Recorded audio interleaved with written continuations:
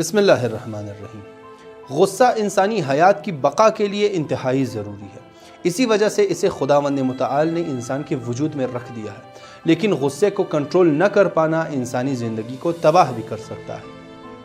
ان چند باتوں پر عمل کر کے آپ کافی حد تک اپنے غصے کو کنٹرول کر سکتے ہیں، لیکن یاد رہے کہ ان طریقوں پر مسلط ہونا اور غصے کو قابو میں کرنے کے لیے وقت اور محنت کی ضرورت ہے۔ نمبر 1، غصے کی حالت میں کچھ کہنے سے پہلے چند لمحوں کے لیے سوچیں کہ کہیں ایسی بات نہ کہہ دیں جس کی وجہ سے بعد میں نادم ہو جائیں۔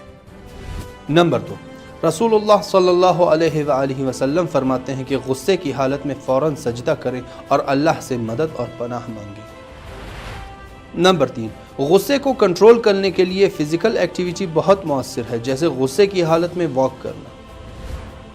نمبر 4، رسول اللہ صلی اللہ علیہ وآلہ وسلم فرماتے ہیں کہ غصے کے وقت اپنی حالت تبدیل کریں، یعنی اگر بیٹھے ہیں تو لیٹ جائیں اور اگر کھڑے ہیں تو بیٹھ جائیں۔ نمبر 5، ذکر لا حول ولا قوت الا باللہ العلی العظیم کو دقت اور توجہ کے ساتھ چند مرتبہ دہرائیں۔ نمبر 6، جس شخص کی وجہ سے آپ کو غصہ آیا ہو اس کے مثبت اور اچھے کاموں کو یاد کریں۔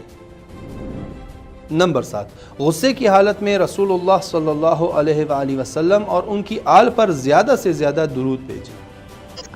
نمبر 8، غصے کی حالت میں فوراً وضو یا غسل انجام دیں۔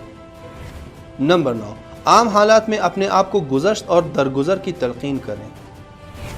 اور نمبر 10، غصے کو کنٹرول کرنے کے فوائد کے بارے میں احادیث کو پڑھنا اور ان کے بارے میں زیادہ سے زیادہ سوچنا۔